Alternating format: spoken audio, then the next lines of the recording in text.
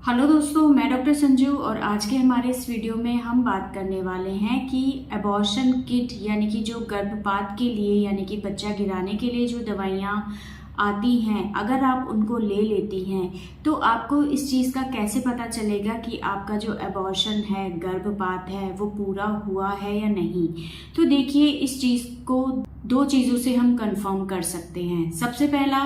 Pregnancy में अगर इन दवाइयों को आप ले लेती हैं तो इन दवाइयों को लेने के बाद आपको ब्लीडिंग शुरू हो जाती है। ये ब्लीडिंग आपको 2 से 10 दिन तक रह सकती है, लेकिन एक बार ब्लीडिंग पूरी होने के बाद जब ब्लीडिंग खत्म हो जाती है तो उसके बाद अगर आपको किसी तरह का कोई दाग नहीं आ रहा, पेट के निचले हिस्से में कोई दर्द नहीं हो रहा है और आपका जो पीरियड है वो 20 से 25 दिन के बाद ही आपको आया है, बीच में आपको किसी तरह का कोई दाग, कोई स्पॉटिंग, कोई ब्लीडिंग नहीं हुई है, तो आप इस चीज़ को कंफर्म मान सकती हैं कि आपका जो एबॉर्शन है वो कंप्लीट हो चुका था। क्योंकि एक बार अगर ब्लीडिंग बंद होने के बाद आपको 20 से 25 दिन के गैप के बाद ही अगर आपका पीरियड आता है तो ये चीज़ दिखाती है कि आपका एबॉर्शन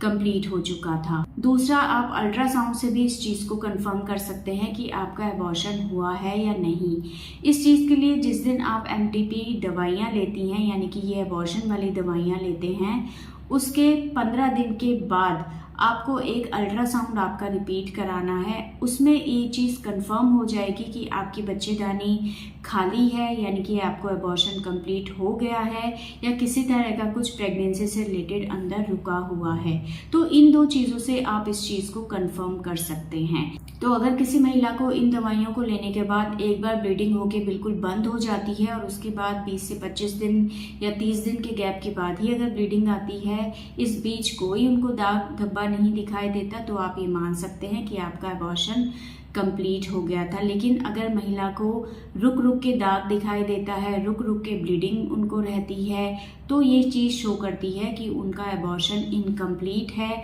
यानी कि उनके बच्चेदानी में किसी न किसी तरह का कोई प्रेगनेंसी से रिलेटेड कुछ बचा हुआ है। और इस चीज़ को कंफर्म करने के लिए इन दवाइयों को लेने के 15 दिन बाद आपको एक अपना अल्ट्रासाउंड ज़रूर कराना चाहिए। तो दोस्तों, ये था आज का हमारा वीडियो। इस वीडियो से रिलेटेड अगर आपके किसी तरह के कोई सवाल हैं तो आप हमें कमेंट कर सकते हैं और हमारे आने वाले वीडियोस को देखने के लिए हमारे इस चैनल को सब्सक्राइब ज़रूर करें।